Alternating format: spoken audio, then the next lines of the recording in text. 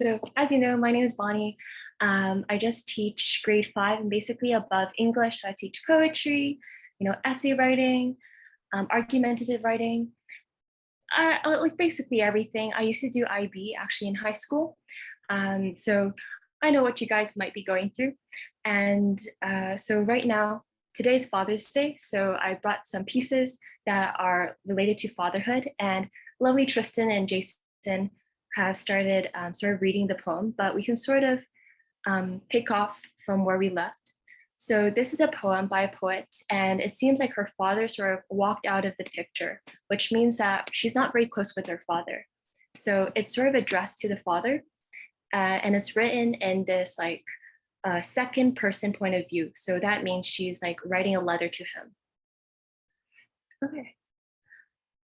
So I'll just read again the 2 stanzas, and then we'll pick up to the 3rd and the rest. So I've sent you a tiger. Its fur burns intense orange, radiant against the dark. Plants around it sends up volleys of smells fantastic. So to look at this poem, we have a lot of imagery going on. So we have the visual of intense orange, and we also have volleys of smells. And that's a very interesting way to describe smells, because I'm not sure if you guys play volleyball, but volleyball is basically you're bouncing balls into the air. So she's sort of describing that there's plant bouncing basically smells up into the air, and that's how strong the smell is. It's like a volleyball.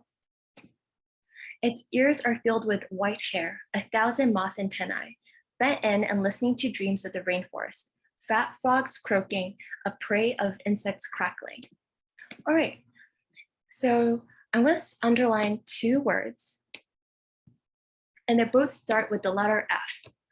Does anybody know what literary device it means if you have basically a string of words that start with the same letter? Anybody? You can type in the chat, you can address it to me if you want, or you can say it out loud. So if you type in the chat, you can just write Athena Education -Bonnie if you don't feel comfortable sending it to everybody in the chat.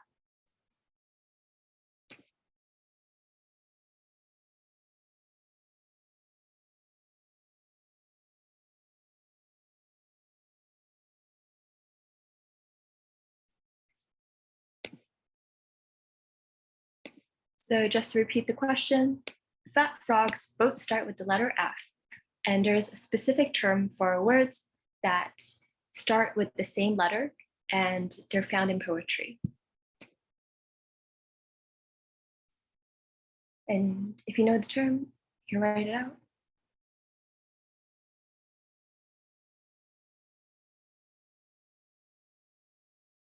All right, thank you for all those who have replied. And yeah, it's alliteration. So alliteration is basically when you take a string of words and they start with the same letter. So I'm going to try to come up with one, and then you guys can try to come up with one as well. So let me think. Sad Sarah sobbed slowly, sliding. Oh, no, I can't use the word down. Sliding. I think I can't really think of the rest, but why don't you guys try to think of an alliteration as well? Maybe you can try to help me finish my sentence.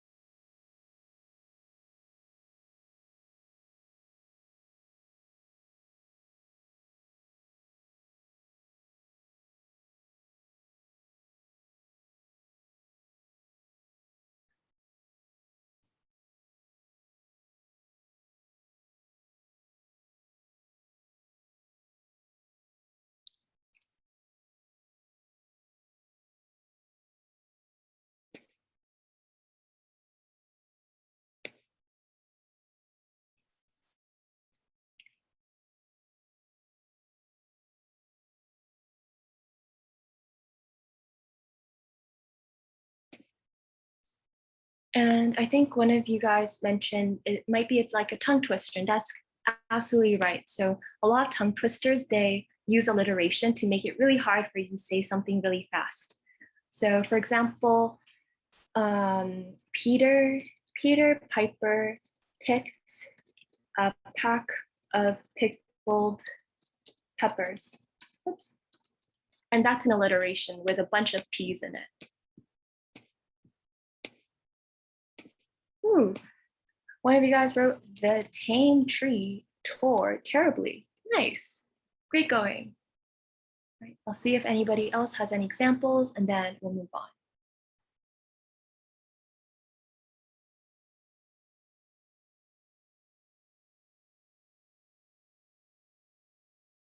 It might be a little tricky to think of one.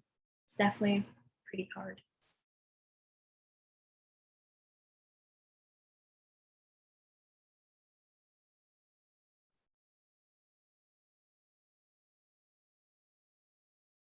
All right. So if you got any, you can still send me it in the chat. But I would like to draw your attention to another Larry device. Oh, you guys got one. Crying cat creeped coldly. Nice. So it has the CCCCC. And that's a really great segue because here we also have the word creaking, crackling. So creaking and crackling, they both have a hard k sound. And these hard k sound, they're called cacophony. Cacophony basically is using any hard k sound in order to create that sense of dissonance. Dissonance means it doesn't really sound nice when you hear a lot of k sounds in a poem. It sounds nice if you use a lot of S sounds, like listening to dreams, or let me see if there's any other. I think that's the main one. But here we have insects, crackling, creaking. Let me see if you guys can think of any in the chat as well. Any forms of cacophony. Cacophony itself has hard C sounds. So if you can think of an example in chat, just write it down and then we'll look at the rest of the poem. Good alliteration, Tristan.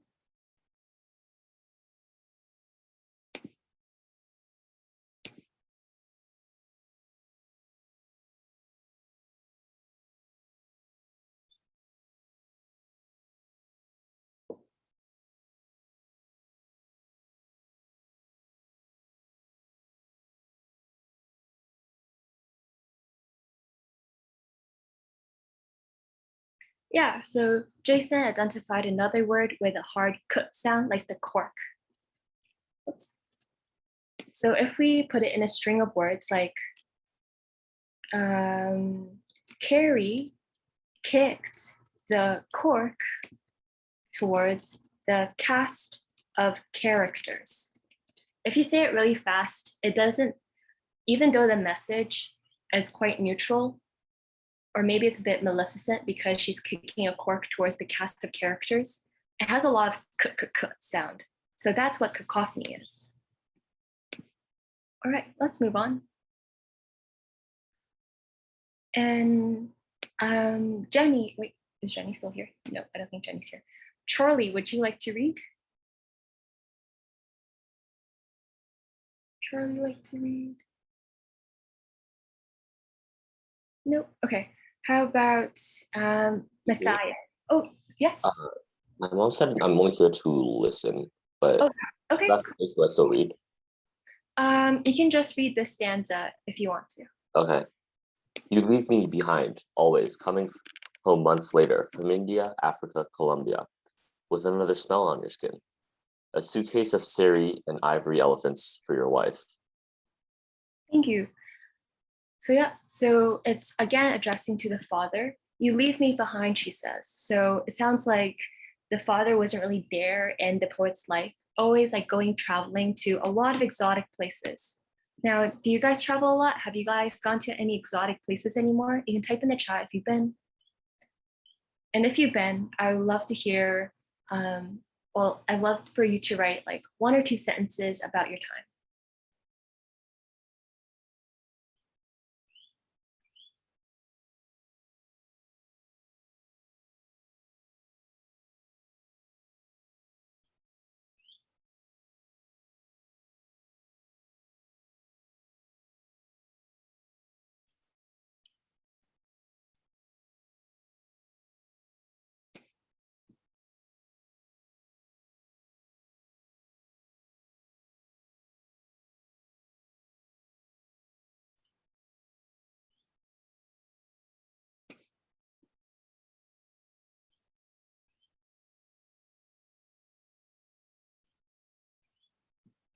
Yeah, so just wondering if any of you guys have traveled before, and if so, could you write like 1 or 2 sentences about your travels?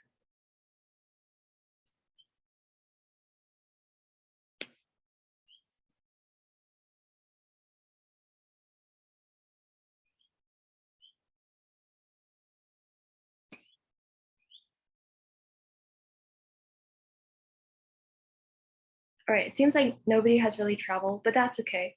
Basically, the message I'm trying to get to you guys is that traveling, you often travel for very long periods of time, especially if he's going to India, Africa, and Colombia. Those all sound like very far away places. So the author's father is probably gone for months and months and months. So he's really not part of their life. Another thing is that we have another alliteration. Smell on your skin a suitcase of saris. And then there's also a sound at the end of elephants.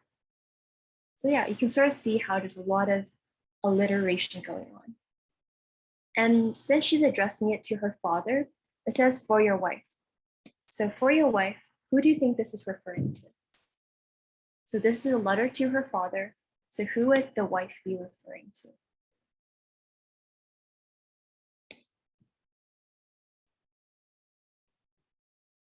Perfect, the author's mother, great. And smaller gifts for us, the daughters, growing like Halloween pumpkins, awkward teeth stuck in our grins. So what she means in this line is, if you know like Halloween pumpkins, I'm trying to draw one really fast.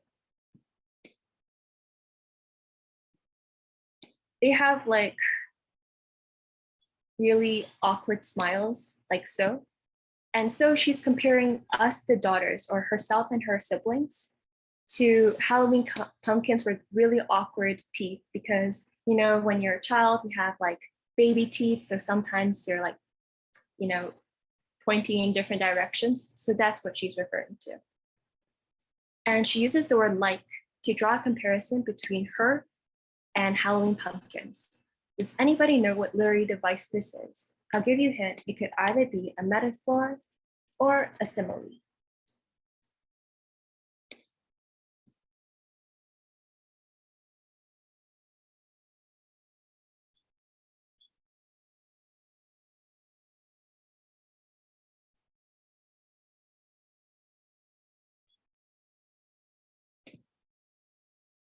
Yep, so the word like is used here to draw a comparison between the daughters and the Halloween pumpkins.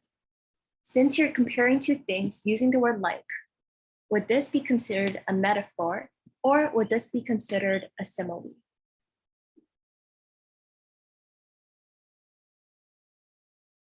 It's a simile. Okay, everybody got it. And how do you guys know it's a simile? You can type your explanation in the chat. How do you know?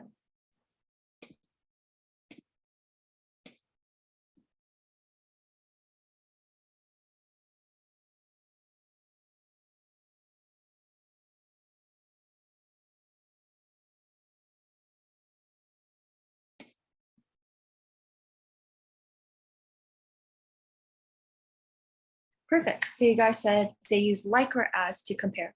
Nice job. So I'll get you guys to also write a simile. Let's say, the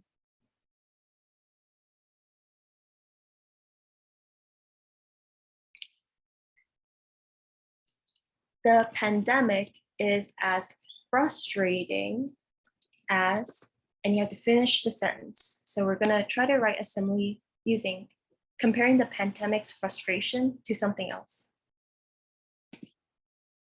So see if you can finish the sentence and then you can send it to me in the chat. An example of a simile.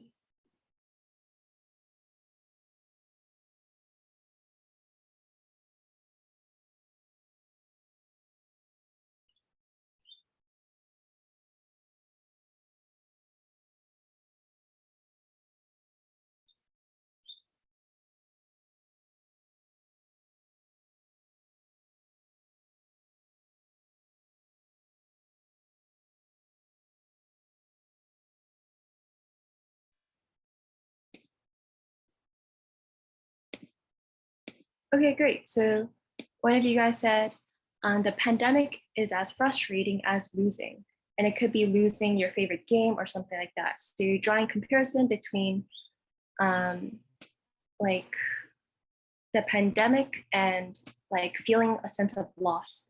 Another one, you said the pandemic is as frustrating as rain because rain doesn't let you go outside. That's super cool. Yeah, that's a good simile.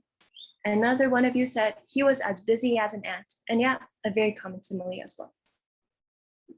Okay, here's the final stanza of the poem. I decide to become an archaeologist, to go where you've been while the scent is still fresh. All right, so here is a closing line of the poem. I want to see if you guys understand, what does this mean? Can you sort of translate this last stanza into your own words?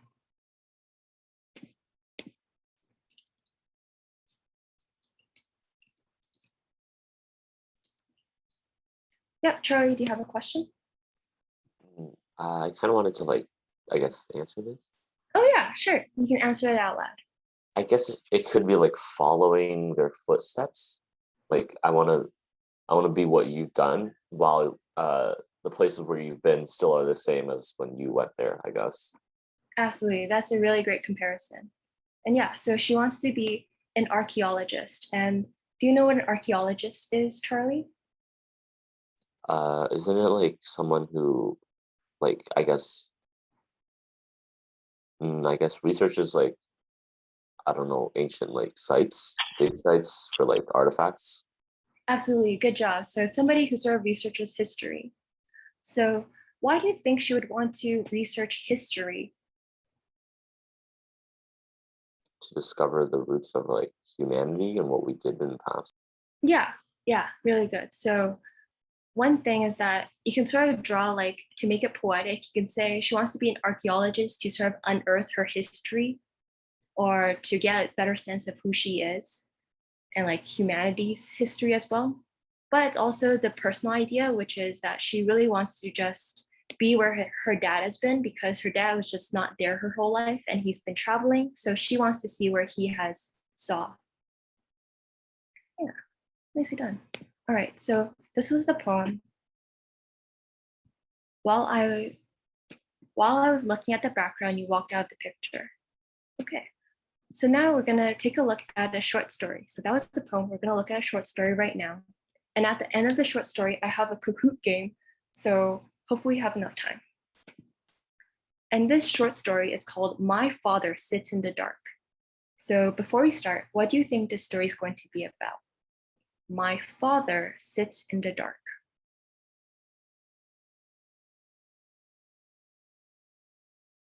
You can try to guess, why do you think the father is sitting in the dark? Do you think it's going to be a scary story? Oh, Jason, that's a really good answer. Can you sort of explain what you mean by that? The father does not want to communicate. What do you mean by that?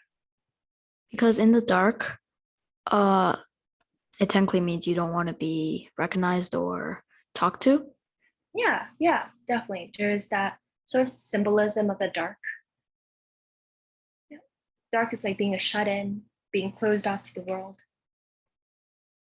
And Matthias, am I getting your name right, hopefully, says the author's father is lonely. Yeah, that's also a really good explanation. Matthias? Yeah, okay, cool.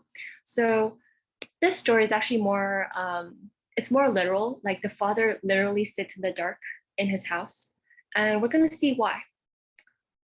And I'll get you guys to sort of read out loud, just so I can get your participation. So Matthias, would you be willing to read? I'll show you where to stop. You can read up till here.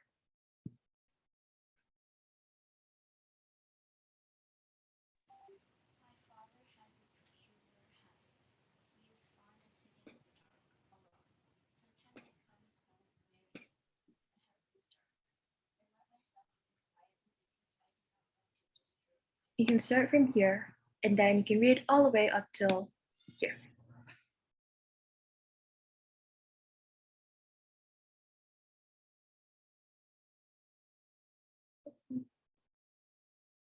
Or is your microphone okay? No, I don't think we heard you. But maybe it's just a microphone problem. I'll get somebody else to read that. Can I get Carrie to read? It says Carrie's iPhone, but I don't know if the name is Carrie. So.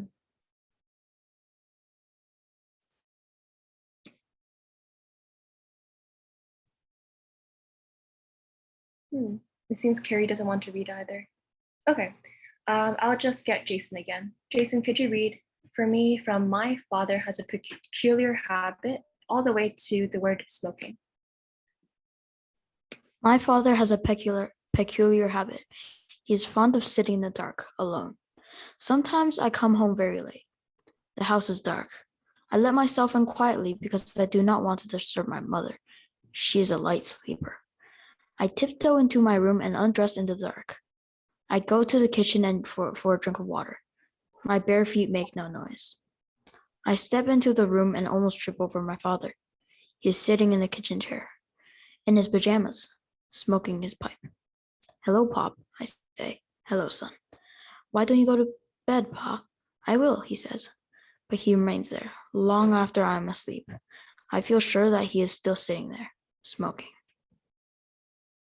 All right, so it seems like his dad seems almost like a mysterious figure, right? He's just sitting in his chair, just smoking his pipe, like completely silent in a dark room. So it's creating a very interesting tone or interesting start to the story. If you could describe the mood or the tone of the story in 1 or 2 words, what would it be? And you can put it in the chat.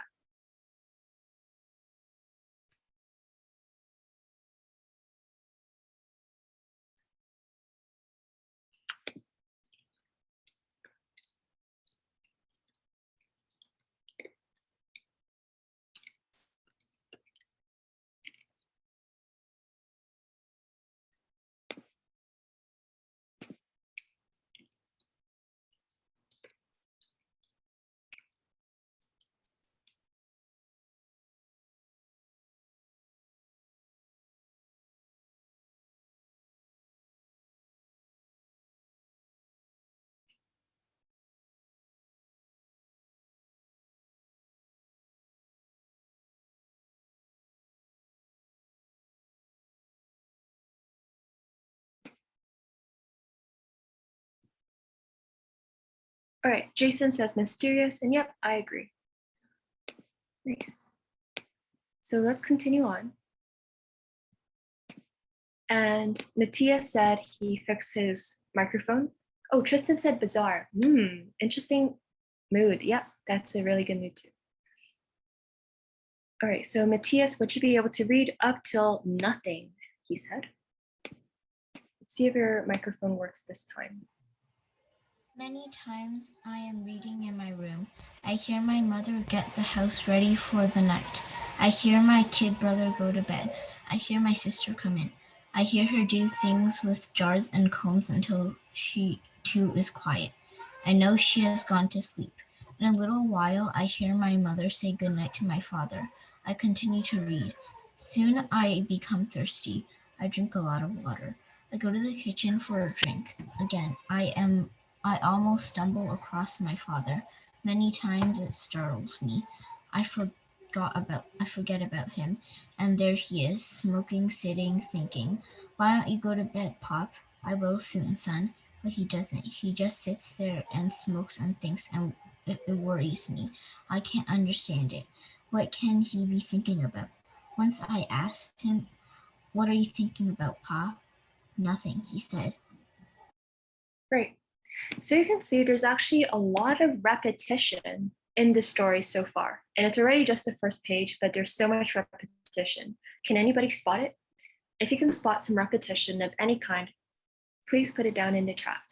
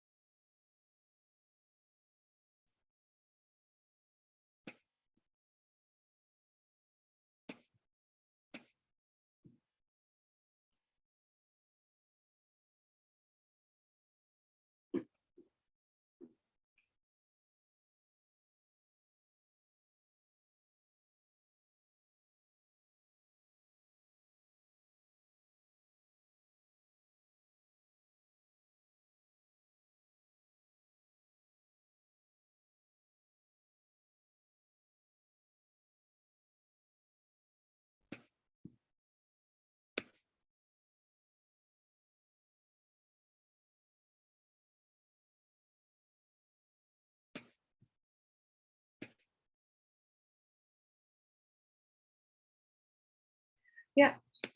So nice. So some of you recognize that basically the conversation has been repeated all over again. Why don't you go to bed, Pop? I will soon, son. So with this repetition, the author is trying to convey this idea of like routine, like basically no development has changed. And so everything is static. It seems like his father is a very static character. Are you guys aware of the difference between static characters and dynamic characters? Yes, no, maybe so. If you are, you can put it in the chat.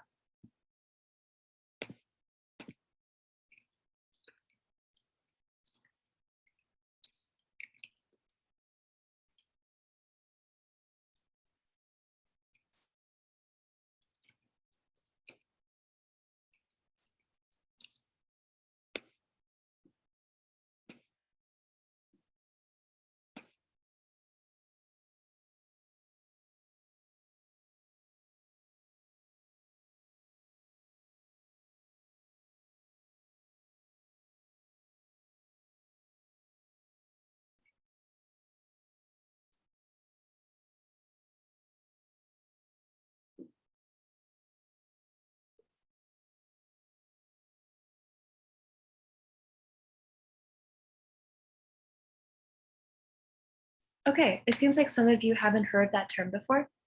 So static, well, let me highlight. Static basically means a character does not grow or change at all. They are basically the same from start to finish. They're often one-sided, so they're not very complex. They have very basic traits. So far, the only traits that we know about the father is that he smokes, he sits, and he thinks in the dark. That's all we know about him. And nothing's changing. Compare that to dynamic characters. Dynamic characters, they're more complex, they do change, and they have a lot of feelings. So we would probably say that the main character is pretty dynamic because we sort of see everything from his point of view, and we can tell that sometimes he feels surprise, like it startles me, and sometimes he feels other emotions, like I forget about him. So that's showing that he's a dynamic character. He changes a little bit, he's more complex. All right, some other forms of repetition we see is I hear, I hear, I hear. Let me see, oh, there's even one more. I hear, and all of these sentences start with I. Soon I drink a lot of water, I go to the kitchen for a drink, again I almost stumbled, I forget about him. So that's a lot of repetition. When you're writing English, it's good for you to not start every sentence with the same word, like I. But I think this is just showing that like this boy who's writing, he's like a very simple boy, you know, he's really describing like what he's experiencing. So it makes the language comma as a bit simple and more like young. So yeah, when you write, just be aware of any like this type of grammatical repetition. But in this story, it's sort of conveying a sense about the author. Okay, so I'll get somebody else to read. Let's get Jason to read. Up till it's just restful, that's all. Once I left him there and went to bed, I awoke several hours later. I was thirsty. I went to the kitchen. There he was. His pipe was out. But he sat there, staring into a corner of the kitchen. After a moment, I became accustomed to the darkness. I took my drink.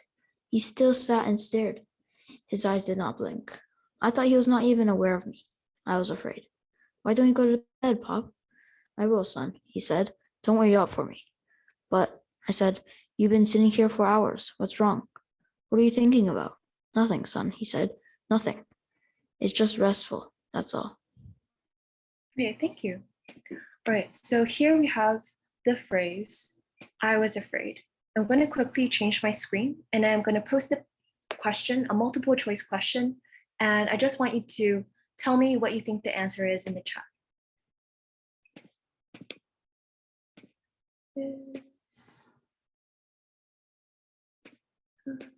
Second.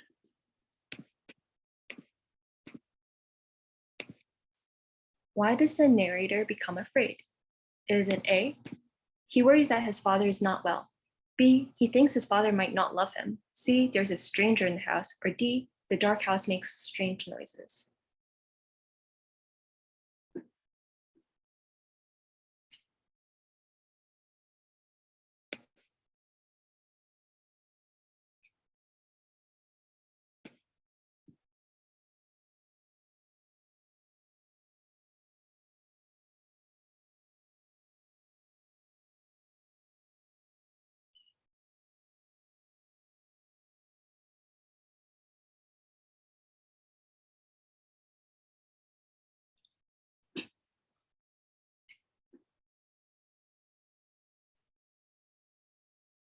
All right, so a couple of you guys said A and a couple of you guys said B. And actually the answer would be A. He worries that his father is not well. And how we know this, we can sort of tell that the main character, he's really concerned about his dad going to sleep. So maybe the dad is like not mentally well, like there's something wrong with him like mentally, or he might not be physically well. Like he's just sitting there, like maybe something had happened to him, and that's why like he's staying up all night. Maybe he has some thoughts, we're not sure. So, but we can get a sense that the main character is not like he doesn't experience any love from his father. Like he can still talk to his father, and his father still calls him like, I will, son. Like his father does sound like he acknowledges the son. It's just that there's something going on inside the father's head, which might make him not well, which makes the main character a bit nervous or afraid. Okay, let's go back.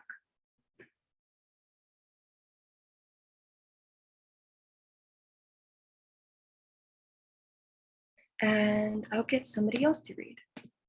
And maybe Tristan, would you read from here down to restful again?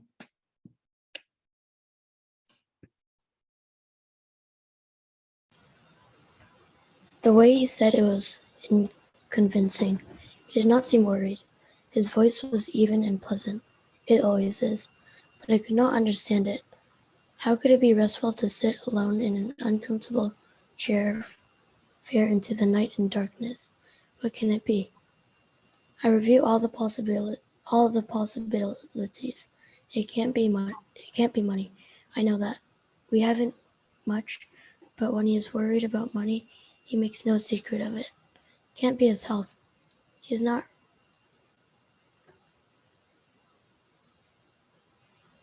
reticent.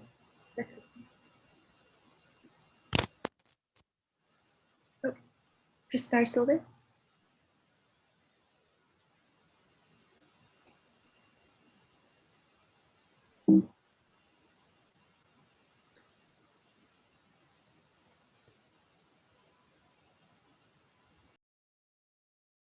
Oh, okay, I think Tristan disappeared, but I'll just continue reading. It can't be the health of anyone in the family.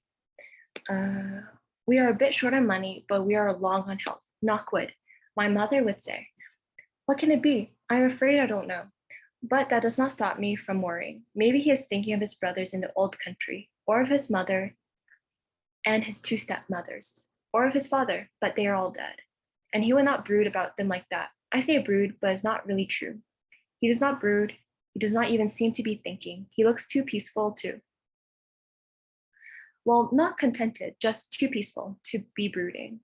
Perhaps it is as he says. Perhaps it is restful. But it does not seem possible. It worries me. If only I knew what he thinks about. If only I knew what he thinks at all. I might not be able to help him. He might not even need help. It might be, as he says, it may be restful.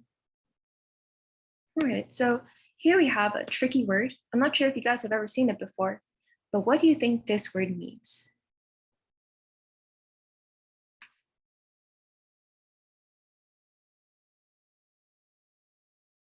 Reticent.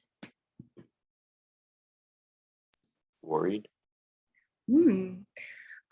Yeah, it's close to worried, but not quite.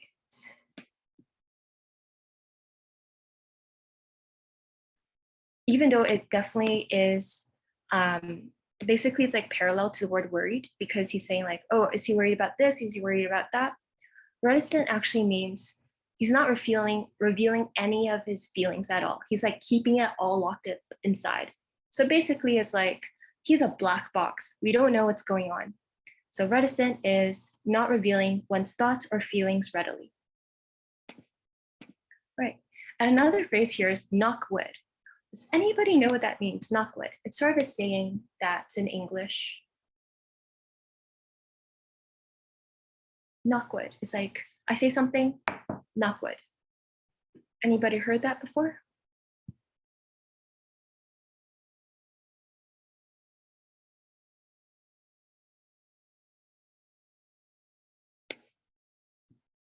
Perfect, Jason. Yeah, trying to make something not happen. So sometimes you might be like, oh, I'm really scared that I'll get run over. That means I really don't want to jinx it.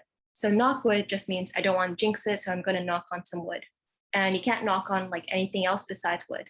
It's like an action you have to do. It's a superstition. So that's what that saying is. Okay. So let's actually, before we continue on, I also highlighted one word, and that word is even. Now there's multiple meanings of the word even, and I'm going to send you a quick question on the whiteboard. See if you guys get it.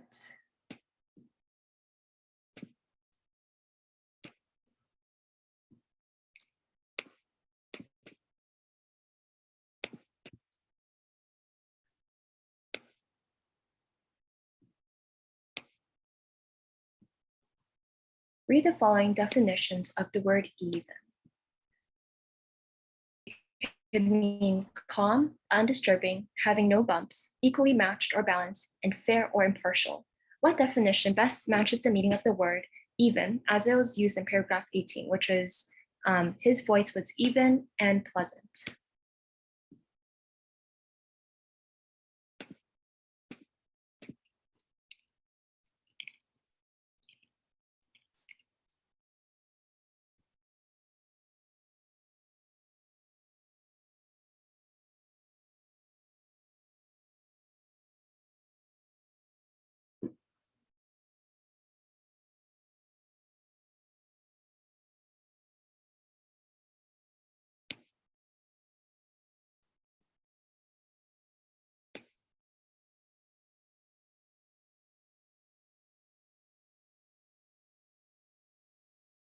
All right, nice. You guys basically got it. The answer is A, which is definition 1, calm and undisturbed. So basically, we're getting the sense that this man, he's like Zen. He's like, you know, like really reflecting, sitting, smoking a pipe, really being super Zen, super calm and undisturbed.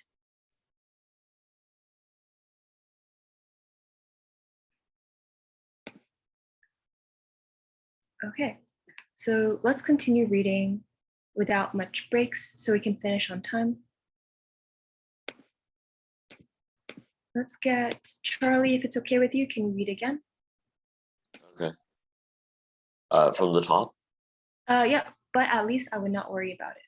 But at least I would not worry about it. Why does he sit there in the dark? Is his mind failing? No, it can't be. He's only 53. And he is just as keen-witted as ever. In fact, he is the same in every respect. He still likes beet soup. He still reads the second section of the Times first. He still wears wing collars. He still believes that Debs could have saved the country if that TR was a pool of moneyed interests. He's the same in every way. He does not even look older than he did 5 years ago. Everyone remarks about that. Well preserved, they say. But he sits in the dark, alone, smoking, staring straight ahead of him, unflinking, into the small hours of the night. If it is as he says, if it is restful, I will let it go at that. But suppose it is not. Suppose it is something I cannot fathom. Perhaps he needs help. Why doesn't he speak? Why doesn't he frown? Why doesn't he frown, laugh, or cry? Why doesn't he do something? Why does he sit there? Finally, I become angry. Maybe it is just my unsatisfied curiosity. Maybe I'm a bit worried. Anyways, I become angry. Is there something wrong, Pop? Oh, sorry, I'm just going to cut you off right there. And we're going to skip because this story is going to start into falling into repetition, which is basically, is there anything wrong, Pop? No, nothing wrong. I'm just being restful. Loop, loop, loop. And we're going to jump to the end.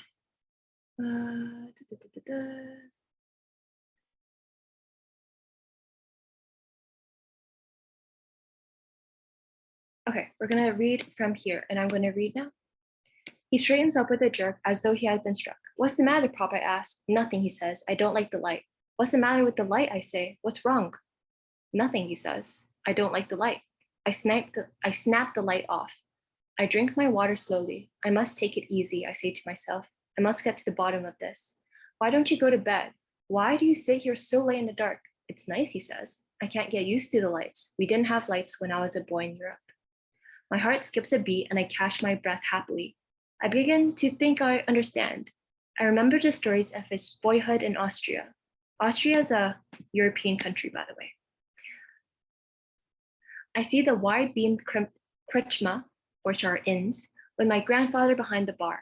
It is late, the customers are gone, and he is dozing. I see a bed of glowing coals, the last of a roaring fire. The room is already dark and growing darker.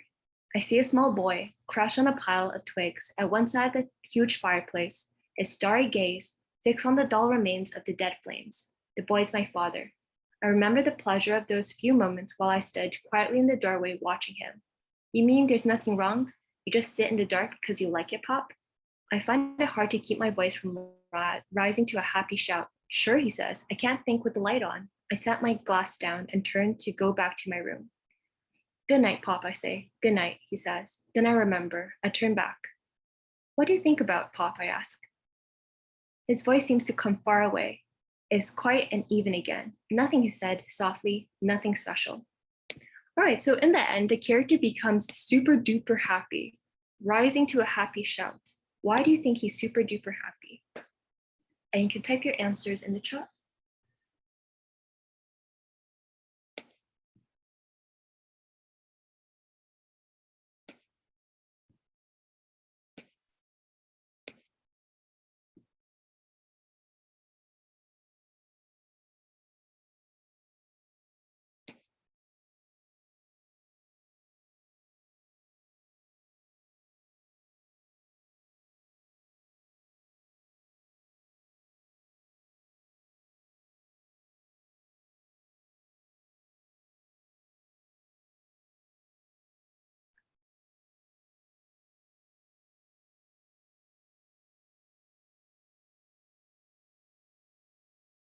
All right, so you guys all got it right, which is that the father, the main character finally found out exactly why the father stays up at night in the dark. And I'll just post one question into the whiteboard just to see if you guys sort of understand.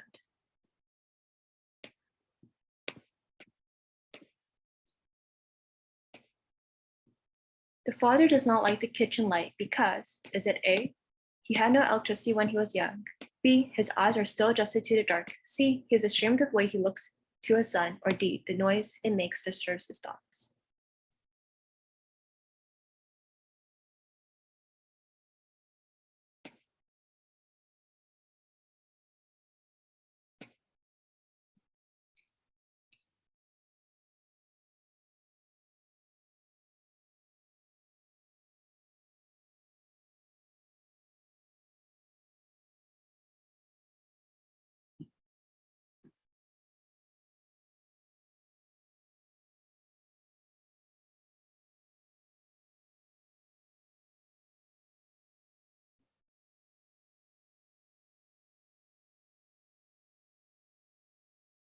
All right, so to take up the answer is, in fact, A. He had no electricity when he was a boy. So in the story, it says, why don't you go to bed? Why do you sit here so late in the dark? It's nice, he says. I can't get used to lights. We didn't have lights when I was a boy in Europe. So that's why the father really likes the dark. And the son has like a imagination flashback to imagining his dad basically in a really dim hotel with his like uncles and like family. And he imagines that his dad is like really used to that like warm feeling of being in the dark, just looking at like burning coal, which like the embers of the coal. So that's why. Oops. Another question. The father could be characterized as tranquil and assured, shy but grateful, troubled and lonely, or intelligent but insecure.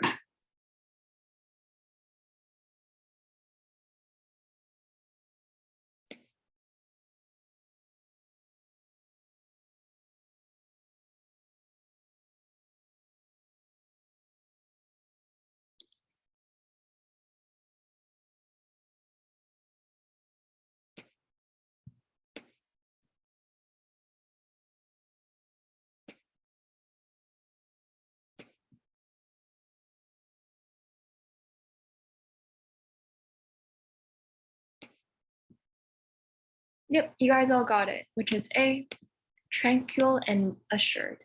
So in fact, unlike our early predictions in the story, he is in fact not really lonely.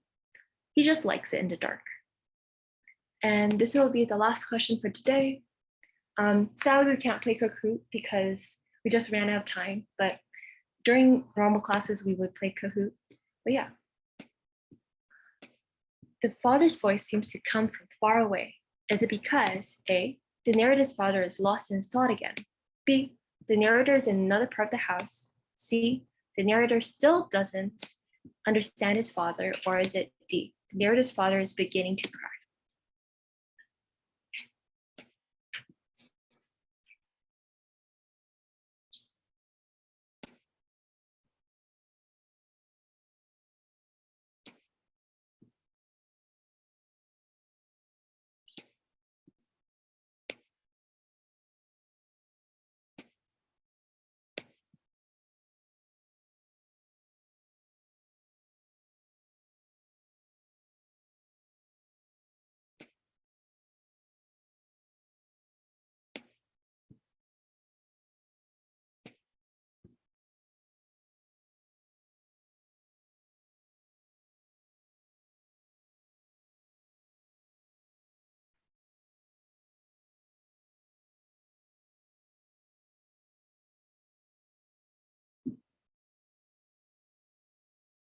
All right, so I think everybody sort of answered different answers for this one. So let's take a look at the text again. It says, "Good night, Pop," I say. "Good night," he says. Then I remember. I turn back. What do you think about Pop? I ask. His voice seems to come from far away. It's quiet and even again. Nothing, he said softly, nothing special. So this is actually describing the fact that he's like back into his thoughts. He's back being reticent. It's not the fact that he's like from a different part of the house or that he's beginning to cry or anything. It's just he's back in his thoughts again. So the correct answer would again be A. Okay, so that was the story, My Father Sits in the Dark. And since it's Father's Day, I'll just end off class by having you guys write 2 to 3 sentences. How would you describe your father? Would you say he's very calm? Does he have any special hobbies? Does he take you out very much? Would you say he's very similar to the father in this story? Quiet, calm, tranquil, smoking a pipe in the dark in the kitchen? Probably not, but how would you describe your dad?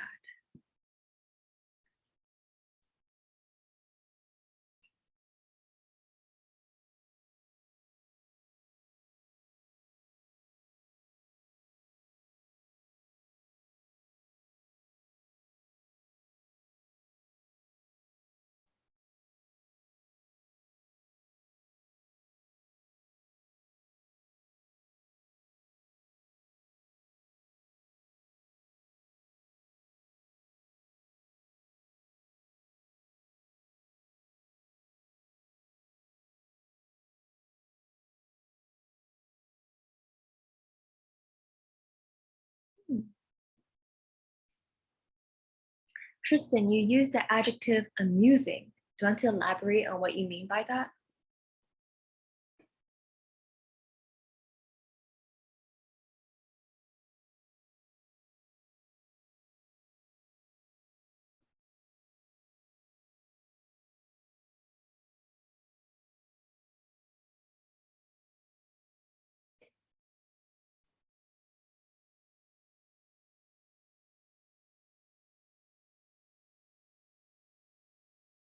And Jason says that his father is intelligent and his hobbies is to work in the yard to make it look better.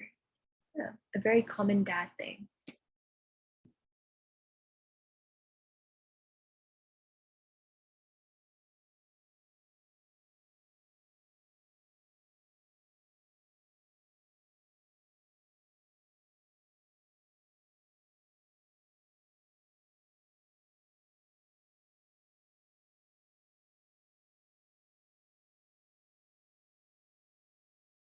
Right, I'm just waiting for some more answers.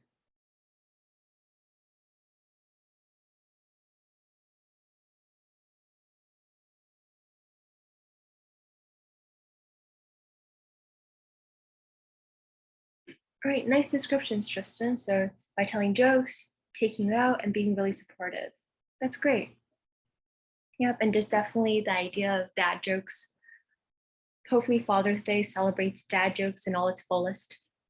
And yeah, I think that's about it for class today. But thank you so much for participating, especially in the chat. And I hope you guys enjoyed.